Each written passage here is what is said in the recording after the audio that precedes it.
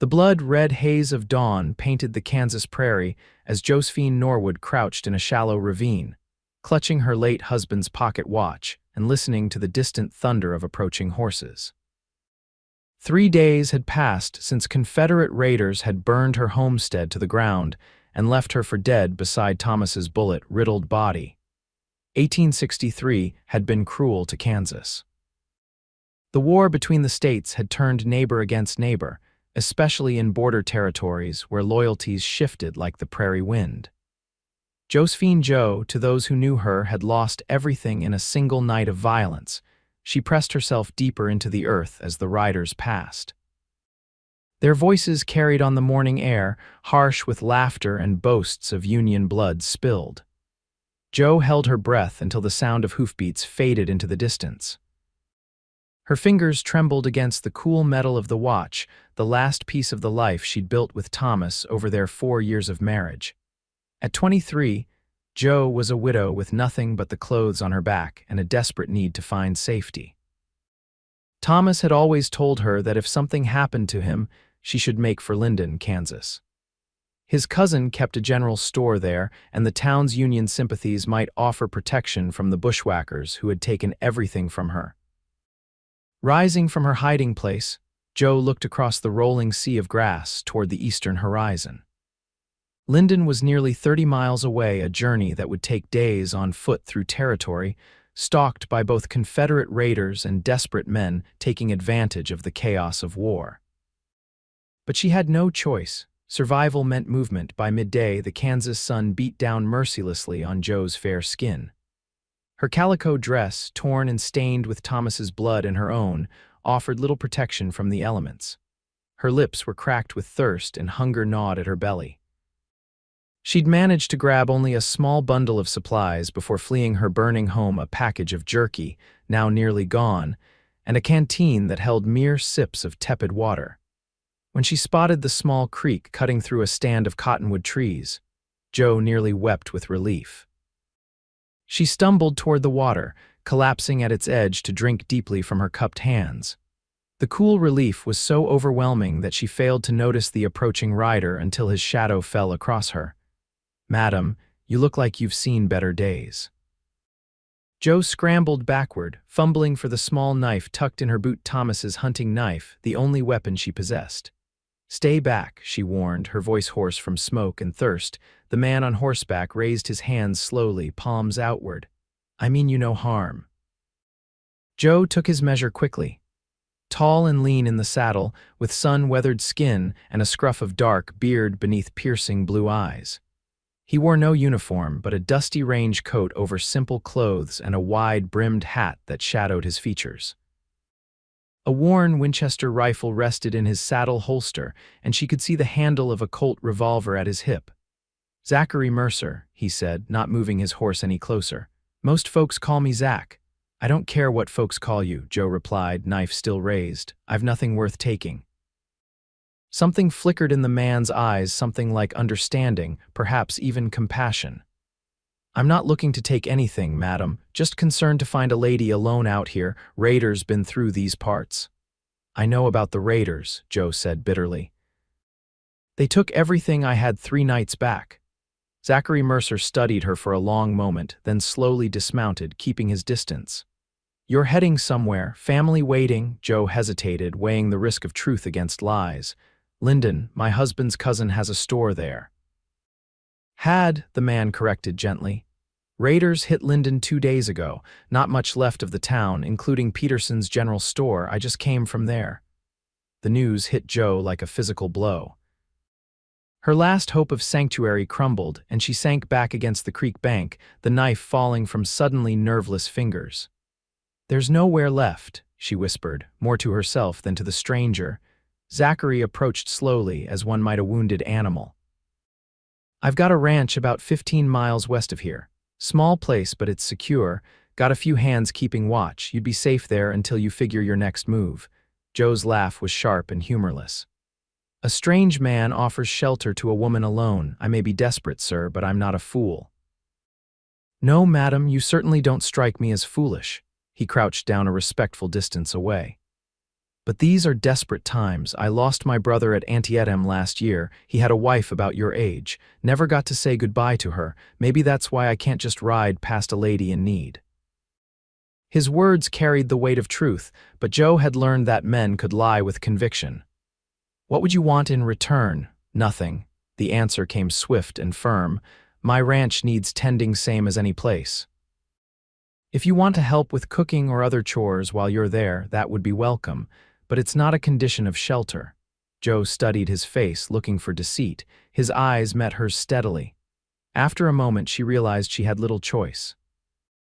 Death awaited her on the open prairie from exposure, starvation, or worse if the raiders found her. "I don't even know you," she said finally. "No, madam, you don't. But I give you my word as a man who still believes words mean something, you'll come to no harm under my protection." Joe weighed her options quickly. Death was certain if she continued alone. With this stranger, there was at least a chance of survival.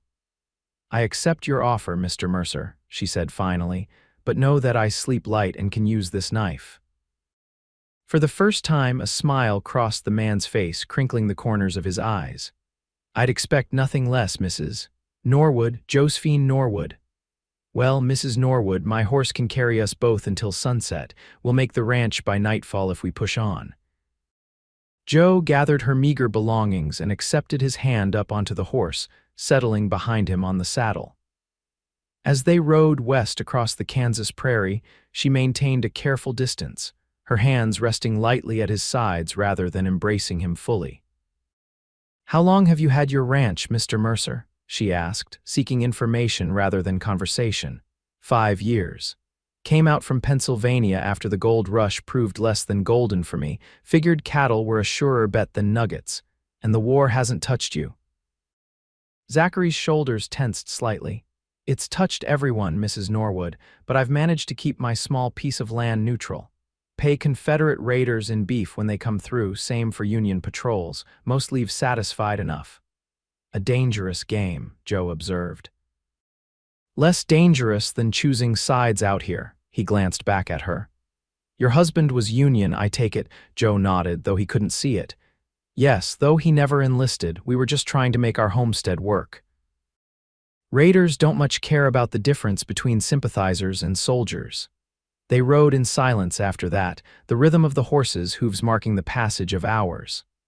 By late afternoon, Joe's body ached from the unaccustomed riding, but she made no complaint. The vast prairie rolled endlessly before them, broken occasionally by stands of trees or shallow creeks. As the sun began its descent toward the horizon, Joe spotted the first signs of habitation, a split-rail fence marking property lines, then cattle grazing in the distance. Finally, a cluster of buildings came into view.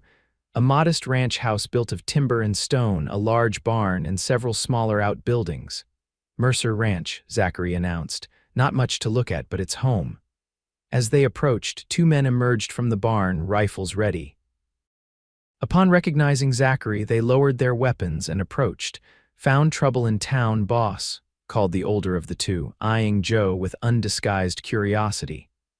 "Found someone needing help, Charlie. Mrs. Norwood's place was hit by raiders. She'll be staying with us for a while." Charlie, a grizzled man with a limp and graying beard, tipped his hat to Joe. The younger man beside him, barely out of his teens with a shock of red hair, looked uncomfortable in her presence. "This is Charlie Wilkins, my foreman," Zachary explained, "and that's Billy Thompson, newest hand. Inside you'll meet Rosa, who keeps the house. That's the entire Mercer Ranch family." Joe nodded to the men, suddenly conscious of her disheveled appearance and the dried blood on her dress. "Thank you for the welcome." Zachary dismounted and reached up to help her down. When her feet touched the ground, her legs nearly buckled from exhaustion. He steadied her with a gentle hand on her elbow. "Charlie, tell Rosa we need hot water for a bath and to prepare the back bedroom." He turned to Joe. "Come inside, Mrs. Norwood. You look dead on your feet." The ranch house was simple but comfortable, with solid furniture and clean surfaces. A Mexican woman in her 50s appeared from the kitchen, wiping her hands on an apron. "Rosa, this is Mrs. Norwood. She'll be our guest for a while."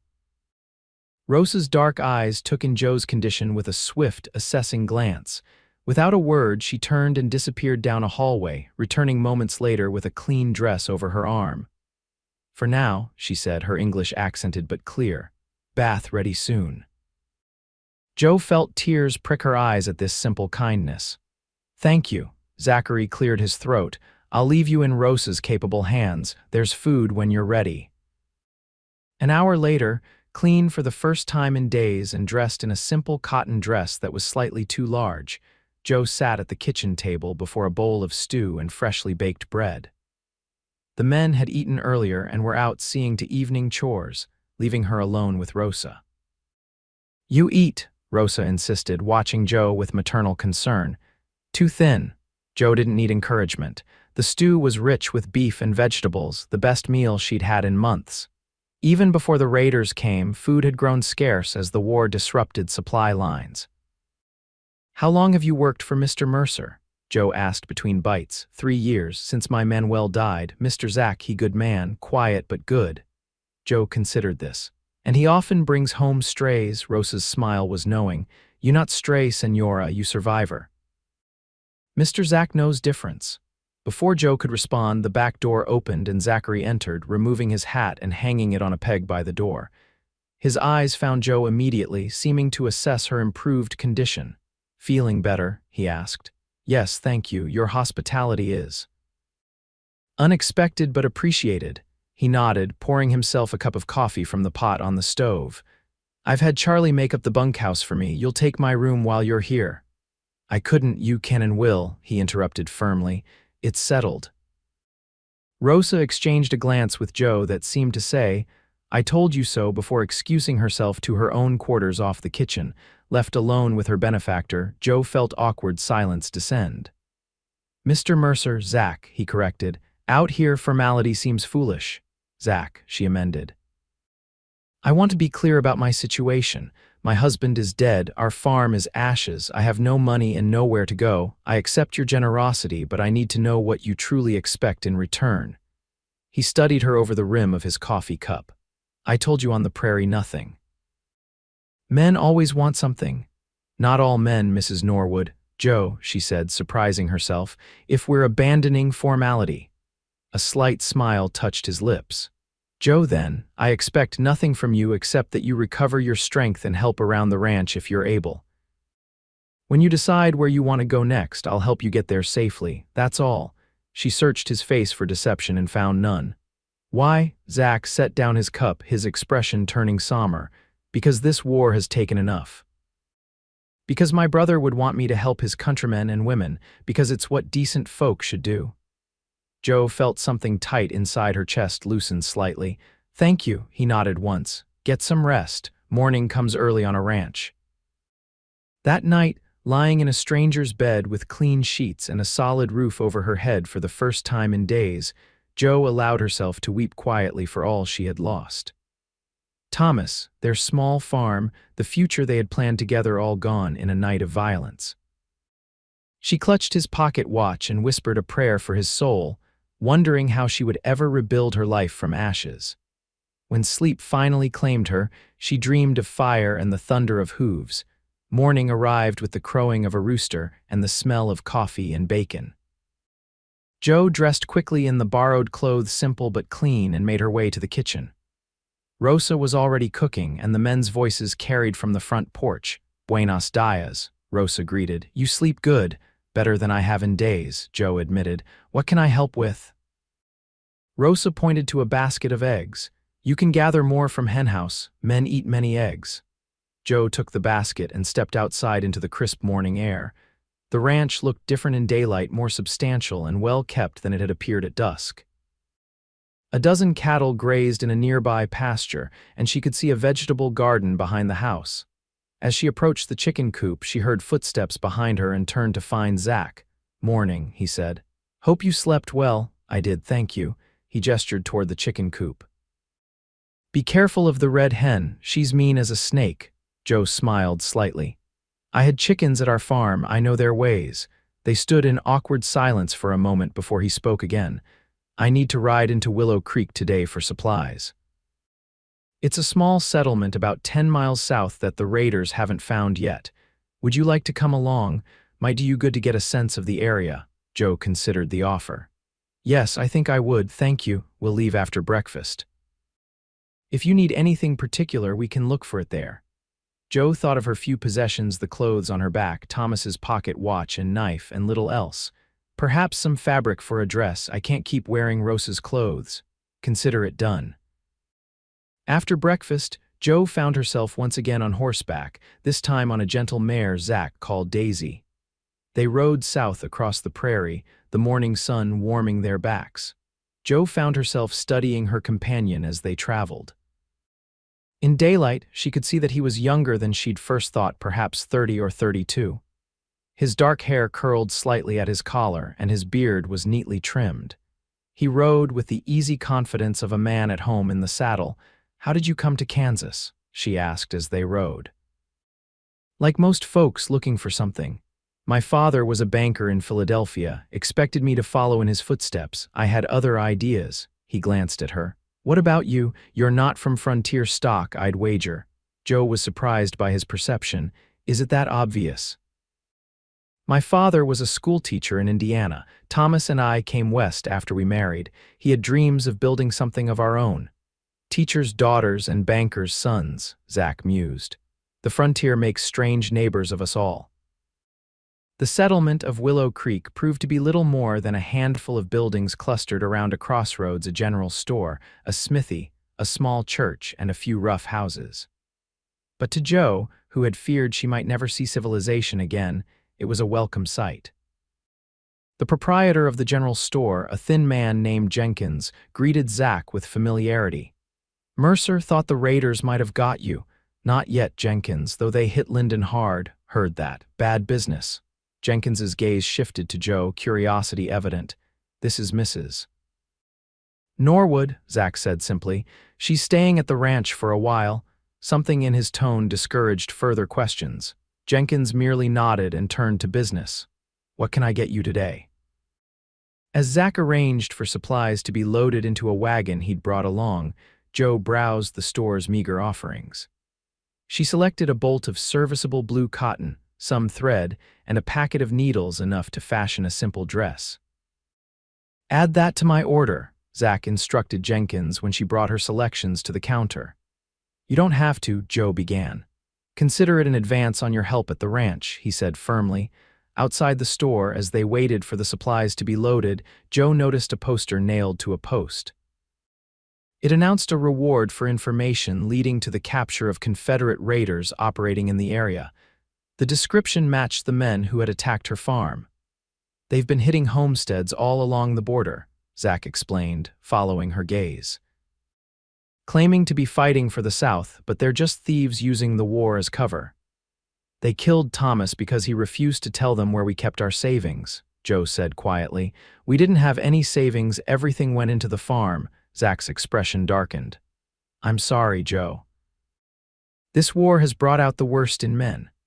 "Not all men," she replied, meeting his eyes. Something passed between them then, a moment of understanding that made Joe look away first, unsettled by the warmth it kindled in her chest.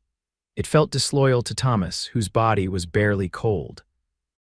The ride back to the ranch was quieter, each lost in their own thoughts. When they arrived, Charlie met them with news. "Patrol of Union soldiers came by, boss. Looking for deserters," they said. "Told them we hadn't seen any." Zach nodded, his expression grim. "They'll be back. Union or Confederate, they're all looking for someone to blame for this mess." That evening, after dinner, Joe sat on the porch with her sewing, fashioning a simple dress from the fabric they'd purchased. The rhythmic work of needle and thread was soothing, a reminder of simpler times before the world had erupted in violence. Zach joined her after a while, a cup of coffee in his hands. He sat in silence for several minutes before speaking. "My brother James was a lot like your Thomas, I think. Believed in the Union cause with his whole heart. Enlisted the first day he could." Joe's hands stilled. "You didn't follow him?" Zach shook his head. "I've seen enough killing in my time. Worked as a scout for the Army years back against the Comanche. Saw things men shouldn't see or do to one another. When this war came, I couldn't put on another uniform." "Thomas didn't enlist either," Joe said softly. He believed in the Union, but he believed more in building something lasting. He said we couldn't fight for freedom if we didn't know what we were fighting for. Zack nodded, understanding in his eyes. Wise man. He was. Jo resumed her sewing, blinking back tears. I keep thinking I should have done something. When they came, I hid in the root cellar. I heard them questioning him, heard the shots. I did nothing. You survived, Zack said firmly. That's not nothing, Jo, that's everything. His words penetrated the shell of guilt she'd built around herself. I don't know how to start again. Everything we built is gone. You start by waking up each morning, by doing what needs doing that day. The rest comes with time. Jo studied him in the fading light. Is that how you did it? After your brother? I'm still working on it, he admitted.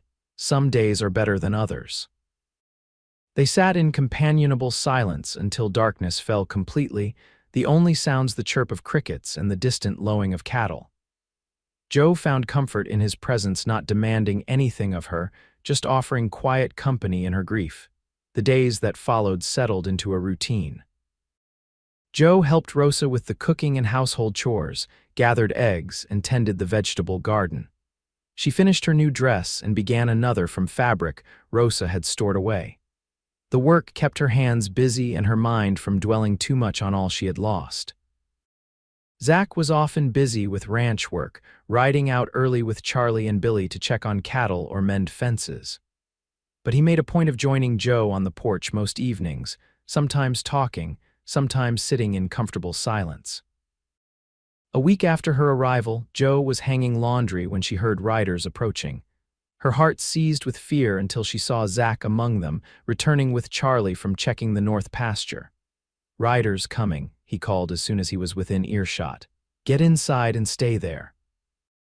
Jo rushed to obey, watching from the window as 6 men on horseback approached the ranch. Even from a distance, she recognized the butternut-colored uniforms of Confederate irregulars raiders like those who had attacked her farm. Zack met them in the yard, his posture relaxed but his hand never far from his sidearm. Charlie positioned himself near the barn, rifle in hand but pointed at the ground. The leader of the group, a tall man with a scar running down one cheek, leaned forward in his saddle. Mercer, been a while.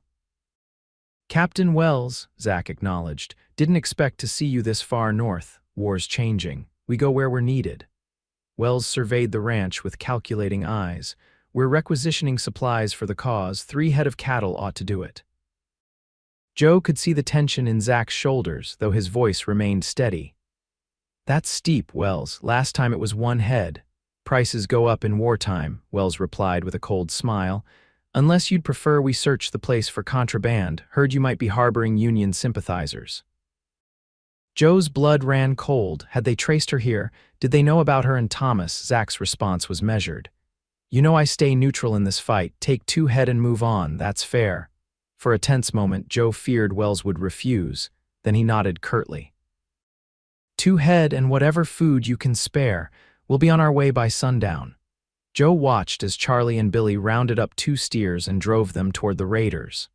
Rosa packed a sack with bread and salted meat, which Zack delivered to the waiting men. All the while, Jo remained hidden, fear a metallic taste in her mouth. When the raiders finally rode away, driving the cattle before them, Jo emerged from the house. Zack stood in the yard, watching them disappear over the horizon. How often do they come? She asked, coming to stand beside him. Not often enough to ruin us, often enough to remind us they can. He turned to her, his expression grave. They were looking for someone, Jo, someone they think I'm hiding. Me, she whispered. They must have followed my trail, Zack nodded. It's possible. But they're gone now, and they won't be back for a while. Wells keeps his word, at least. I should leave, Jo said, though the thought of returning to the prairie alone terrified her. I'm putting you all in danger. No, his response was immediate and firm. This is what they want to make people so afraid they turn on each other. I won't do it. But your ranch, your people, are my responsibility, and right now, so are you. His eyes met hers, unwavering. I promised you protection, Jo. That hasn't changed. That night, sleep eluded Jo. Every sound outside made her start, convinced the raiders had returned. After hours of tossing and turning, she rose and wrapped a shawl around her shoulders, stepping out onto the porch for air. To her surprise, Zach was already there, a rifle across his knees as he kept watch. "Can't sleep?" he asked softly. Jo shook her head, sitting beside him on the bench. "Every time I close my eyes, I see them, the men who killed Thomas.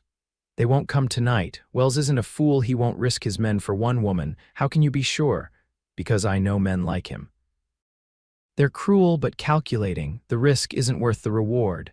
Jo drew her shawl tighter around her shoulders. "I should never have come here. I've brought this trouble to your door." "Trouble finds its way to every door eventually in times like these," Zach replied. "At least this trouble has a purpose, protecting you." "It matters, Jo." The way he said it made her look up sharply. His eyes, shadowed in the darkness, held an intensity that made her breath catch. "Why does it matter so much to you?" she asked, her voice barely above a whisper. Zach was quiet for so long she thought he might not answer. When he did, his voice was low and rough with emotion. "Because in a world gone mad with killing, saving one life feels like the only sane thing left to do." He paused. "And because there's something about you, Jo Norwood. Something that reminds me there are still good things worth fighting for." The admission hung in the air between them, more intimate than any touch. Jo felt a flush rise to her cheeks, grateful for the darkness that hid it. "I should go back inside," she murmured, suddenly aware of how alone they were. "You should," he agreed, though neither of them moved. After a long moment, Jo rose. "Good night, Zach." "Good night, Jo," he replied, his eyes following her as she returned to the house. As April turned to May, the prairie erupted in wildflowers, painting the landscape in vibrant colors. Jo found herself settling into life at the ranch, her grief still present but no longer all-consuming. She took over more household duties, freeing Rosa to help with other tasks. She learned to ride Daisy confidently, sometimes accompanying Zach on short trips to check the property boundaries. In those hours together, she learned more about him: how he'd come west at 19 against his father's wishes, worked as an army scout, tried his hand at gold mining, and finally saved enough to buy this small piece of land. She told him about her childhood in Indiana, her father's schoolhouse where she'd developed a love of literature, her meeting Thomas at a county fair when she was 18. "He was the first man who listened to me as if my thoughts mattered," she explained as they rode along a creek one warm afternoon. "Most men just saw a schoolteacher's daughter who could cook and keep house." "Thomas sounds like a rare man," Zach observed. "He was. He believed I could be more than just someone's wife." Jo smiled at the memory. "He taught me to shoot, said a frontier woman needed to protect herself." "Did you ever have to use a gun, I mean?" "No, when the time came," she faltered. "I couldn't reach the rifle. They came so suddenly." Zach reined his horse to a stop, turning to face her. "Jo, you can't blame yourself for surviving." "I don't, not anymore." She met his gaze steadily. "But I do blame myself for not being prepared. I won't make that mistake again." The next day, Zach brought her his spare revolver, a Colt Navy model, and took her to a clearing behind the barn. He set up bottles on a fallen log and stood beside her, showing her how to load and aim. "Thomas taught me with a rifle," Jo explained, "never a handgun." "Revolvers are better for close quarters," Zach replied. "Easier to keep nearby."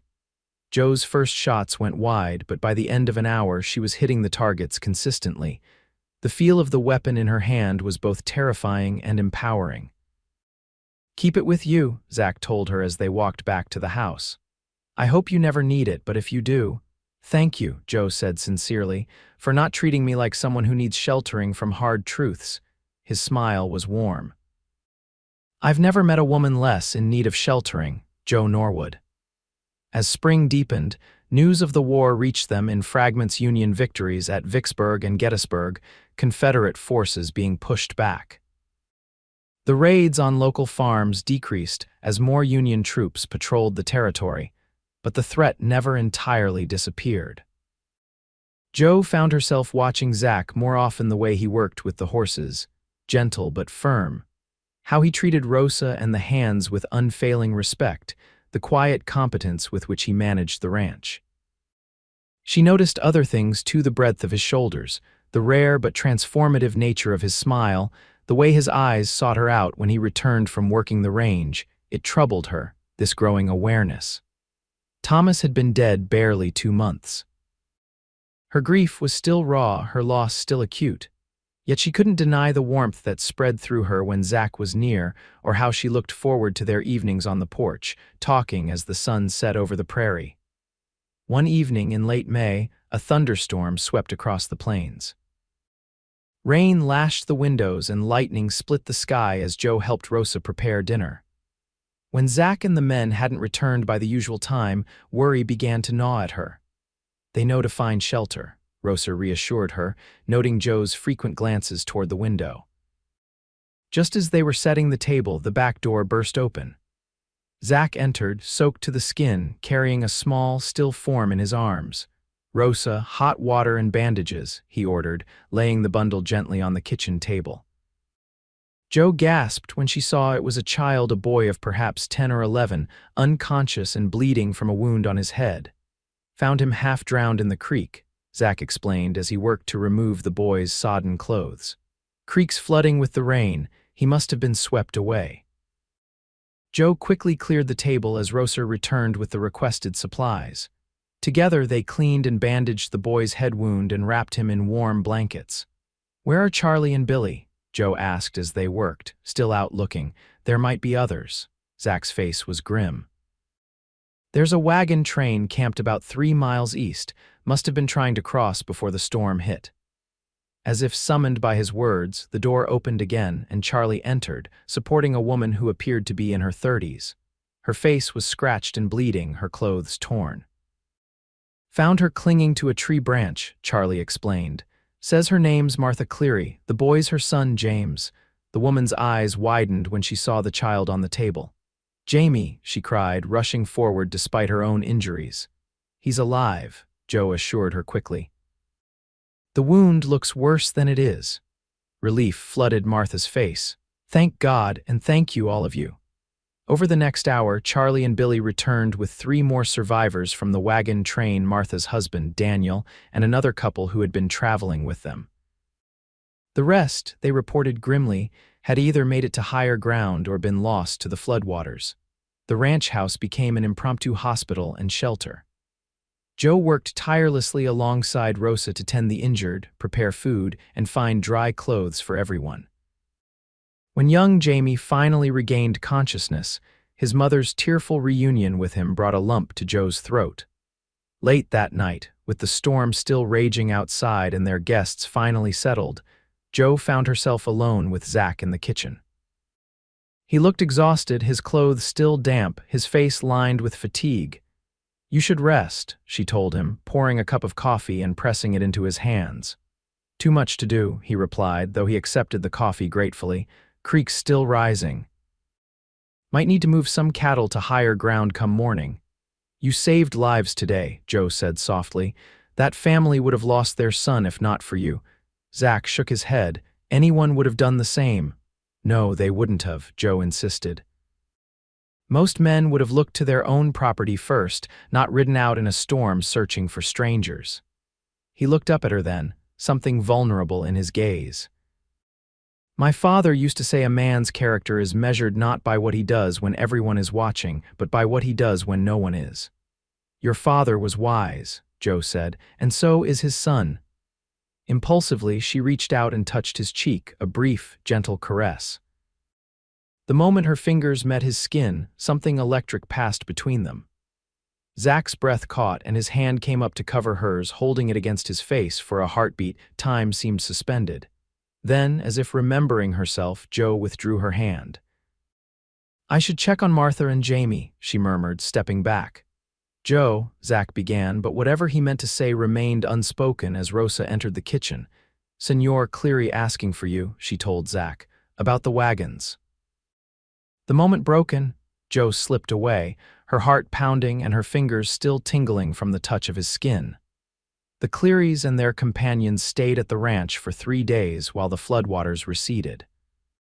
Daniel Cleary proved handy with tools and helped repair storm damage to the barn, while Martha assisted with household chores.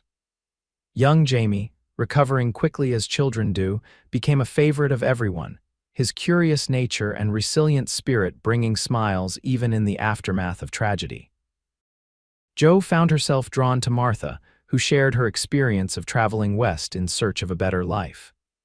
Unlike Jo, Martha had never known stability. She and Daniel had been moving for years, seeking the right place to settle. "You're lucky to have found a good man like Mr. Mercer," Martha commented as they hung laundry together. "In these troubled times, that's rare indeed." Jo felt her cheeks warm. "It's not what you think. I'm widowed recently. Mr. Mercer offered shelter, nothing more." Martha's knowing smile suggested she believed otherwise. "A man doesn't look at a woman the way he looks at you if he's offering nothing more, Mrs. Norwood." Before Jo could respond, Jamie came running up, excited to show them a frog he'd caught by the creek. The conversation shifted, but Martha's words lingered in Jo's mind.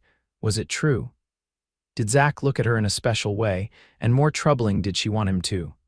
On the morning the Clearys prepared to depart, their wagon salvaged and repaired, Daniel approached Zach as the men loaded supplies. "We've decided to try for Oregon," he explained. "Fresh start away from this war," Zach nodded. "Wise choice. The trail's dangerous, but if you join up with other wagons in Council Bluffs, you'll have better odds." Daniel hesitated. "We'd be honored if you and Mrs. Norwood would consider coming with us. We need good people, and from what I've seen, you two are the best." Jo, who had been helping Martha pack food for the journey, overheard the invitation. Her eyes met Zach's across the yard. "That's kind of you," Zach replied, "but this is my home. I've put down roots here." "And you, Mrs. Norwood?" Daniel asked, turning to Jo. "You mentioned you were looking to start fresh, Oregon's fertile land, far from this conflict." Jo felt all eyes on her. The offer was tempting, a chance to travel far from Kansas and its painful memories, to build something new in a place untouched by the war that had taken Thomas. But as she considered it, Jo realized something unexpected. In the weeks since arriving at the ranch, she had begun to heal. The constant ache of loss had dulled, and in its place, she'd found purpose in daily work and comfort in the community Zach had created. The thought of leaving brought a sharp pang of regret. "Thank you, Mr. Cleary," she said finally, "but I think I need more time before making such a journey." "I'm grateful for the offer, though." Relief flashed across Zach's face so quickly she almost missed it. As the Cleary's wagon pulled away later that morning, he came to stand beside her. "You could have gone," he said quietly. "It might have been safer than staying in Kansas." "Safety isn't everything," Jo replied, surprising herself with the certainty in her voice. "Sometimes you need to stay and face what frightens you." "And what frightens Josephine Norwood?" he asked, his voice low. She met his gaze steadily. "Starting over, forgetting. Moving forward when part of me still lives in the past." Understanding passed between them, the unspoken recognition that they shared this fear, this guilt of continuing to live when loved ones had perished. "The past travels with us," Zach said softly, "but it doesn't have to lead the way." As May turned to June, the summer heat settled over the prairie. The days grew longer, filled with the constant work of ranch life: cattle to tend, crops to nurture, repairs to make after the spring storms. Jo found herself stronger, both in body and spirit, than she had been in months. She had taken over much of the garden work, expanding it with Rosa's guidance to include more vegetables and even some flowers. There was satisfaction in coaxing life from the soil, in watching seeds transform into plants that would sustain them through the coming winter. One sweltering afternoon, as Jo knelt among the bean plants, Zach approached with a canteen of water. "Rosa says you've been out here since dawn," he chided gently, offering her a drink. "Even the most dedicated gardener needs shade sometimes." Jo accepted the water gratefully, wiping perspiration from her brow. "I lost track of time. The beans needed thinning, and then I saw the tomatoes needed staking, and before I knew it."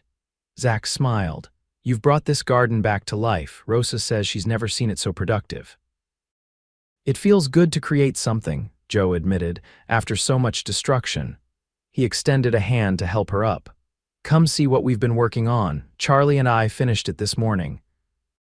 Curious, Jo followed him around to the far side of the barn, where a small structure stood that hadn't been there before, a chicken coop, freshly built with a small fenced yard attached. "You mentioned wanting to expand the flock," Zach explained. "Thought this might help." Jo walked around the coop.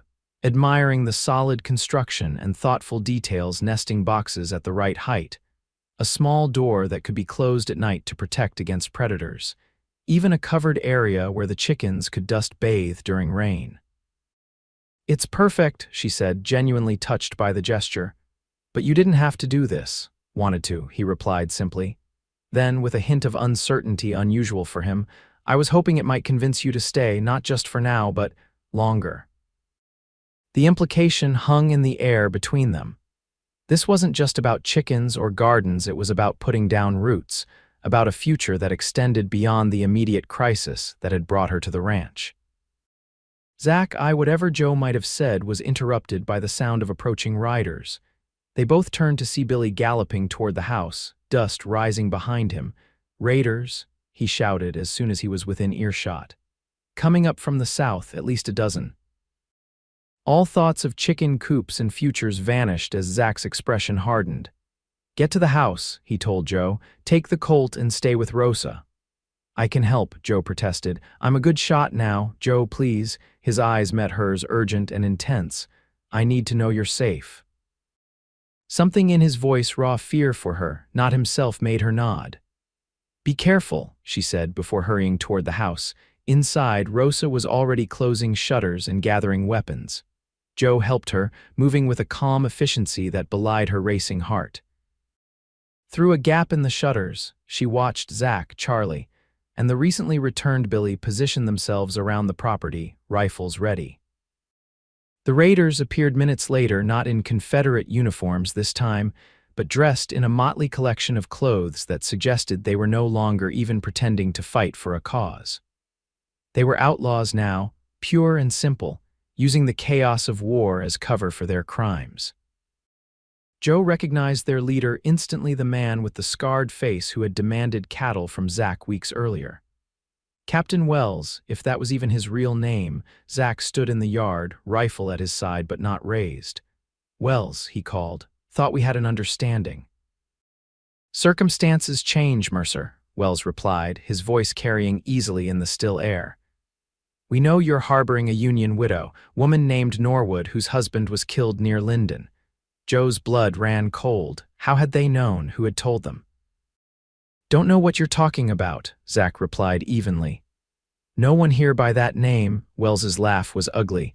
"Save your lies. We found a man in Willow Creek who saw her with you. Paid us good money to bring her, and seems she witnessed something she shouldn't have during the raid that killed her husband."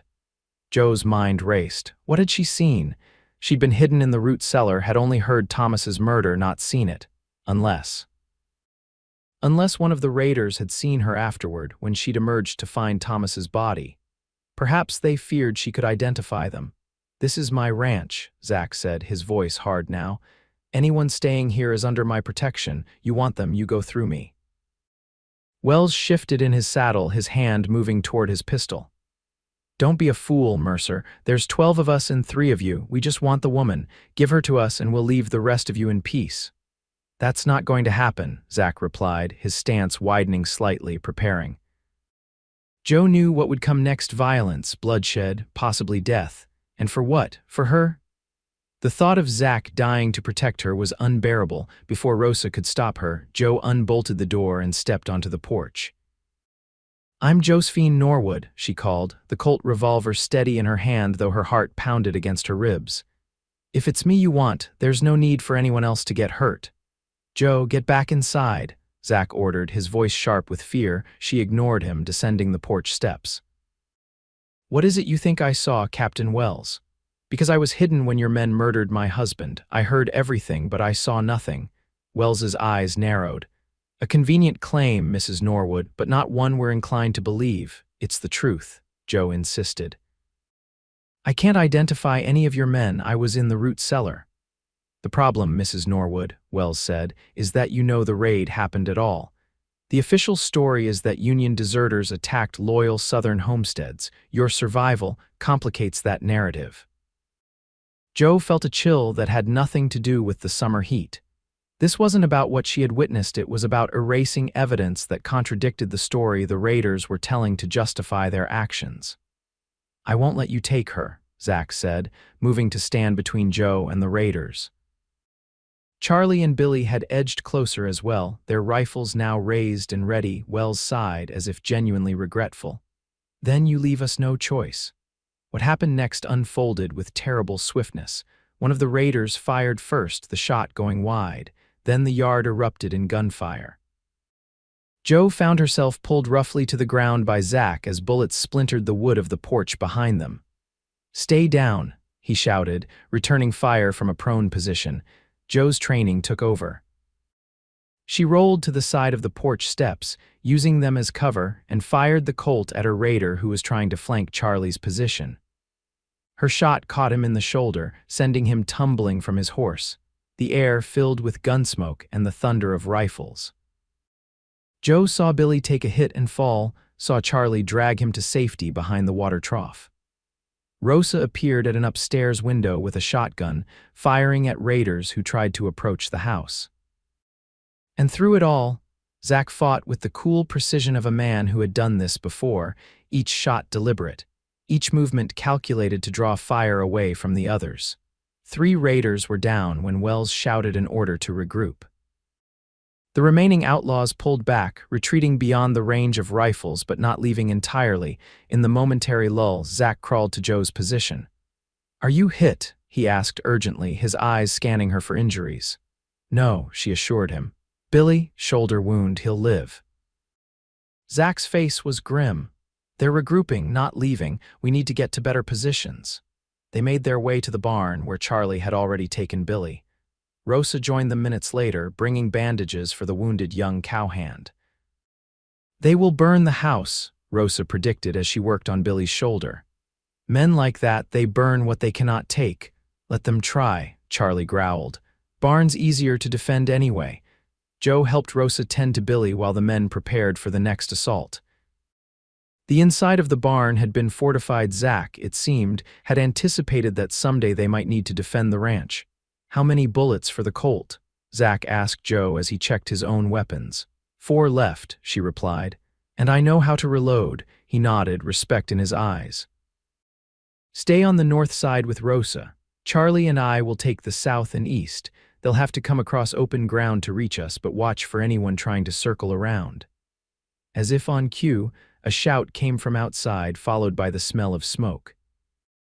Through a crack in the barn wall, Jo could see flames licking at the side of the ranch house. "Bastards," Charlie muttered.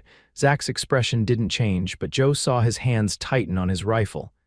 That house represented years of work, of building something from nothing. Now it was being destroyed before his eyes. "The house doesn't matter," he said finally. "We can rebuild. Let's just make sure we're alive to do it." The raiders' next attack came from multiple directions at once. Shots peppered the barn walls as men approached on foot, using the smoke from the burning house as partial cover. Jo stationed herself at a small window, the Colt ready. When a raider attempted to reach the barn door, she fired, her shot catching him in the leg. He fell, crawling back toward the cover of the smoke. The exchange of gunfire continued for what felt like hours, but was probably only minutes. The defenders' position in the barn gave them an advantage: solid walls for cover and clear lines of sight to any approach. But the raiders had numbers on their side, and the burning house was creating a dangerous distraction. When Jo had fired her last bullet, she turned to reload and saw Rosa slumped against the wall, blood seeping through her fingers where she clutched her side. "Rosa." Jo rushed to her, helping her lie flat. "Let me see." The wound was a bullet graze along Rosa's ribs, painful but not immediately life-threatening. Jo tore strips from her petticoat to bandage it tightly. "Stay still," she instructed. "The bleeding isn't too bad if you don't move." Rosa nodded weakly. "Be careful, Nina." Reloading the Colt with hands steadier than she felt, Jo returned to her position. Outside, she could hear Wells shouting orders, though the words were indistinct over the crackle of the burning house and the intermittent gunfire. Suddenly, a new sound joined the chaos: hoofbeats, many of them approaching from the west. Jo's heart sank. Reinforcements for the raiders would doom them all, but the reaction from Wells and his men suggested otherwise. Shouts of alarm rose, followed by a new barrage of gunfire, not directed at the barn this time, but at the newcomers. "Cavalry," Charlie shouted from his position. Union cavalry relief flooded through Joe. Through her window, she could see blue uniforms as Union soldiers engaged the raiders, who were now caught in the open between two forces. The battle was brief and decisive. Outnumbered and outflanked, the raiders who could still ride fled, leaving their wounded behind. Wells was among those who escaped, a fact that would haunt Joe later. But in the moment, all that mattered was that the attack had been repelled. The cavalry lieutenant, a young man named Harker, explained that they had been pursuing Wells and his band for weeks. "They're not Confederate regulars," he told Zach as they stood amid the smoldering ruins of the ranch house. "Just criminals using the war as cover. We've been ordered to eliminate them." They seemed particularly interested in Mrs. Norwood, Zach said, glancing at Joe, who was helping a Union medic tend to Rosa and Billy. Lieutenant Harker nodded grimly. "Wells has been systematically eliminating witnesses to his raids, makes it harder for us to prove he's not acting under Confederate orders. Will you go after him?" Joe asked, approaching after ensuring Rosa was comfortable. "Immediately," Harker confirmed. "My men are already picking up their trail. We won't let them get away this time." The cavalry left 3 men behind to help with the wounded and protect the ranch in case the raiders returned, though Harker thought it unlikely. "They've lost too many men to risk another attack," he assured them. As the dust from the departing cavalry settled, Joe surveyed the destruction. The ranch house was a total loss, reduced to charred timbers and smoking rubble. The barn had numerous bullet holes but remained structurally sound. Most importantly, they had all survived, though Rosa and Billy would need time to recover from their wounds. Zach stood amid the ruins of his home, his face unreadable as he picked up a partially burned photograph his brother James in his Union uniform, Joe realized. One of the few personal possessions he had kept. She approached him quietly. "I'm so sorry, Zach, this is my fault." "If I hadn't been here, don't," he interrupted, his voice rough with emotion. "Don't blame yourself for the actions of evil men. But your home is still here," he gestured around them. "The land, the cattle, the people, that's what matters. The house is just timber and nails." "We can rebuild it." "We?" Joe asked softly. Zach turned to her then, the photograph still clutched in his hand. "I meant what I said before the raiders came, Joe. I want you to stay, not just until it's safe, not just until the war ends. I want you to stay because..." He faltered, then continued with quiet intensity. "Because in the midst of all this destruction, finding you has been the one thing that makes sense." Joe felt tears well in her eyes. "Zach, Thomas has only been gone a few months. I don't know if I'm ready." "I'm not asking for promises," he said gently. "Just a chance. A chance to see if what I feel for you, what I think you might feel for me, can grow into something real and lasting." Joe looked around at the ranch, at Rosa being tended by a cavalry medic, at Charlie organizing the remaining supplies, at Billy sitting up despite his wound to help sort through what could be salvaged. In the short time she had been there, these people had become important to her. And Zach. Zach had offered her protection without conditions, had given her a place to heal, had shown her that life could go on even after devastating loss. What had begun as desperate gratitude had evolved into something deeper, something she had been afraid to name. "Thomas would want me to be happy," she said finally, her voice steady despite the tears on her cheeks. "He would want me to find safety and purpose again. And have you?" Zach asked, hope evident in his eyes.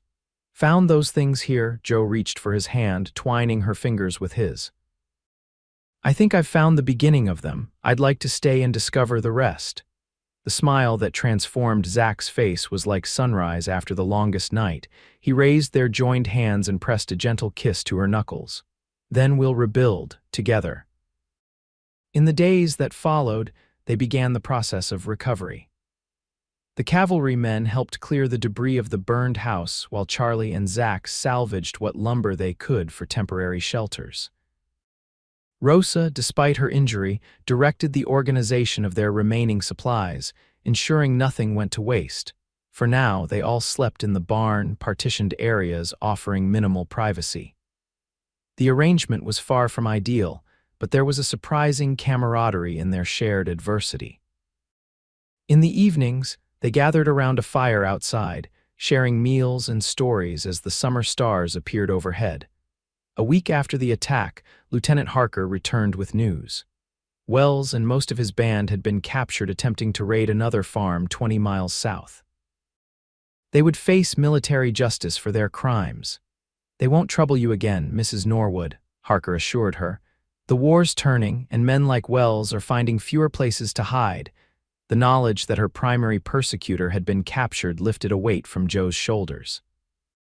For the first time since Thomas's death, she began to believe she might truly be safe. As June turned to July, construction on a new ranch house began. Smaller than the original, but sturdier, with stone foundations and thick walls. Zach, Charlie, and Billy worked from dawn to dusk, joined by neighbors from miles around who came to help. In the frontier tradition, community rallied when disaster struck one of their own. Joe threw herself into the work as well, cooking for the volunteers, helping Rosa tend the garden, and even learning to lay brick alongside the men.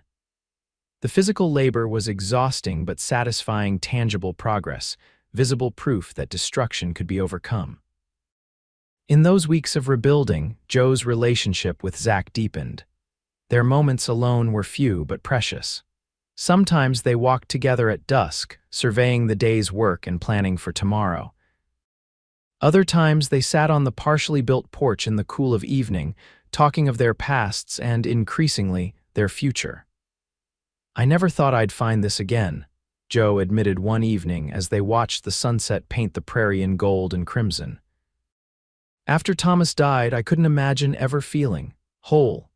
"And now," Zach asked, his hand finding hers in the gathering darkness, "now I know that healing doesn't mean forgetting. It means finding space in your heart for both grief and joy." She turned to face him. "You've helped me discover that, Zach. You've given me more than protection, you've given me hope." In the fading light, his eyes were tender as they met hers. Slowly, giving her time to pull away if she wished, he leaned forward.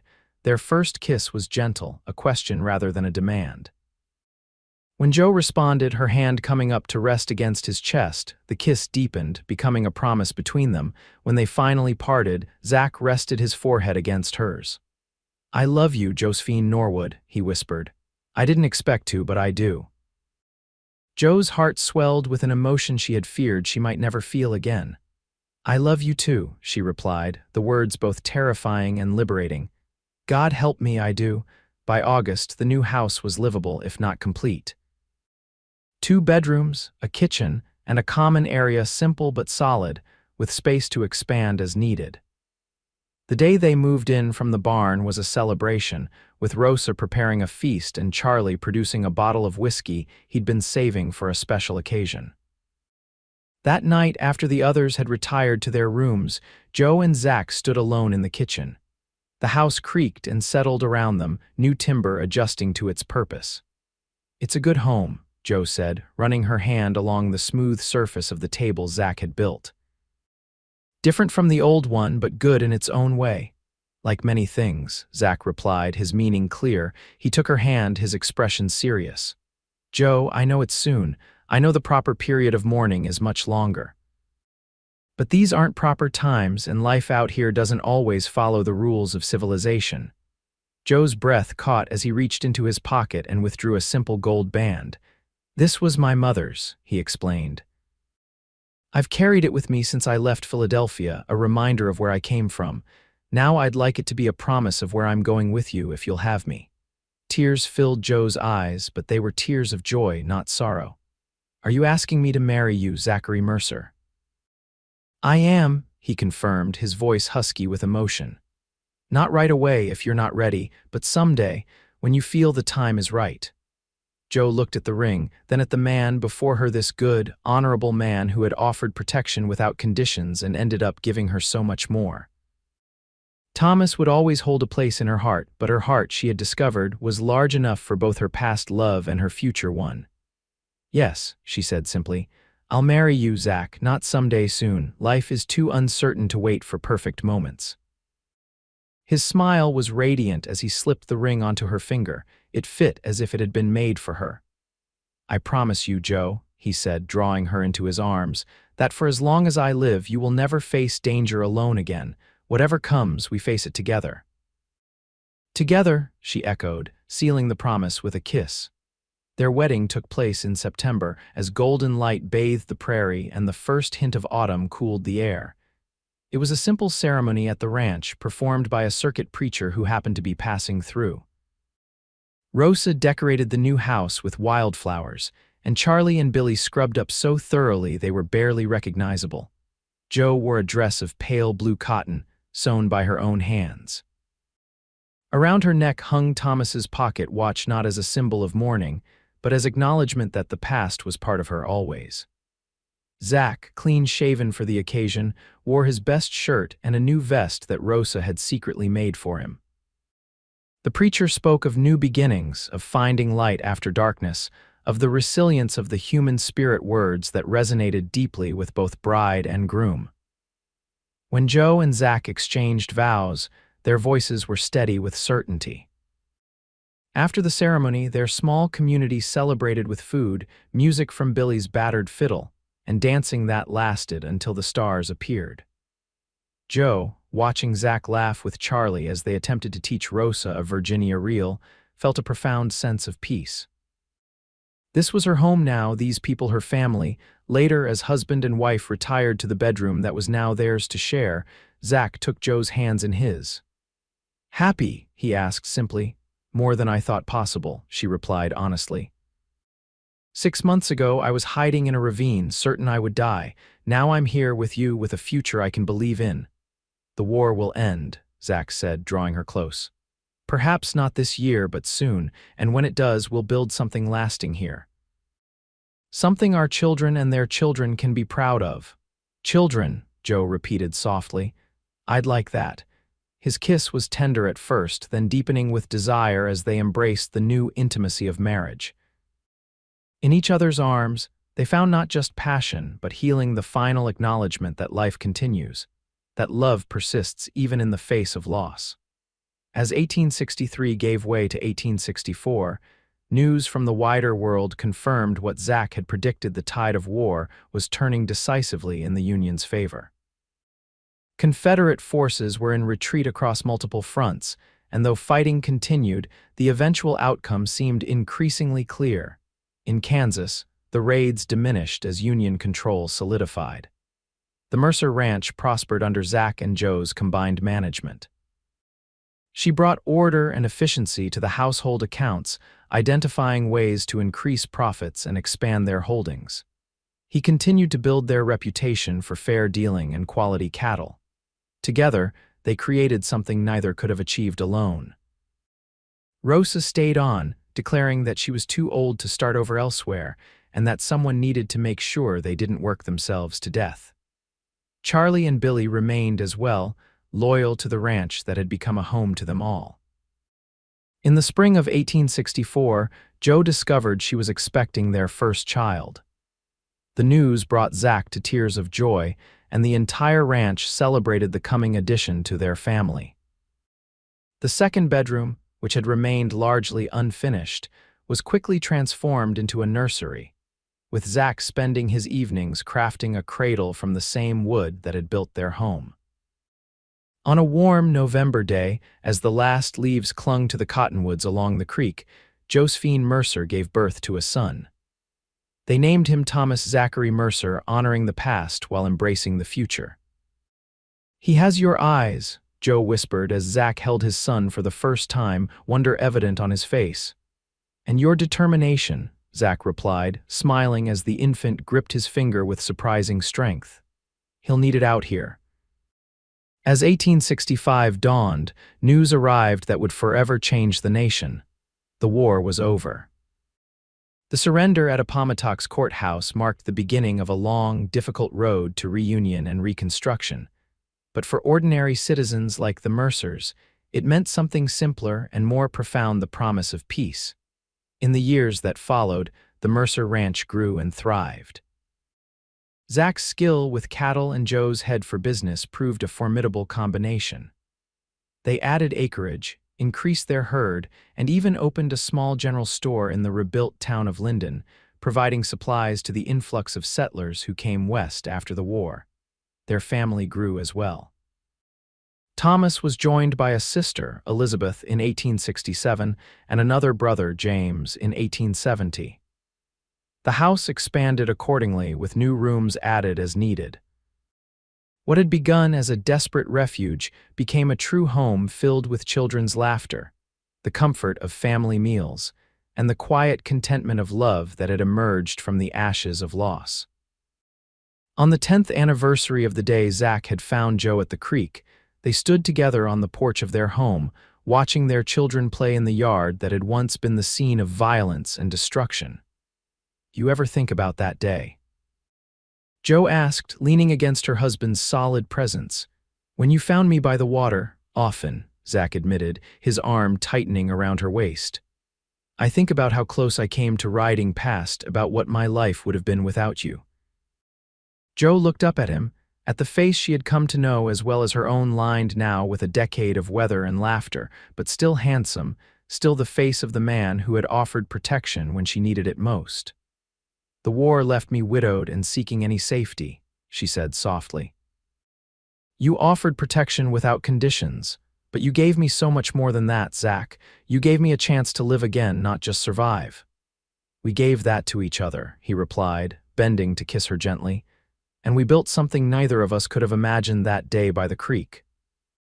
As the sun set over the Kansas prairie, painting the land in the same blood-red haze that had witnessed Joe's desperate flight a decade earlier, she and Zach called their children in for dinner.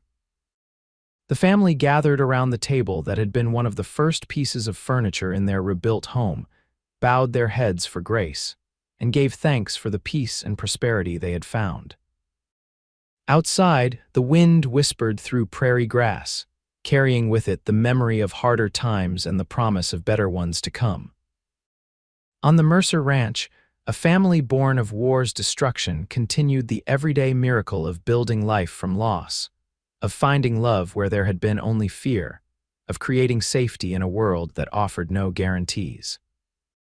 And in the heart of that family, Josephine and Zachary Mercer held fast to the truth they had discovered together, that even in the darkest of times, hope remains for those brave enough to reach for it.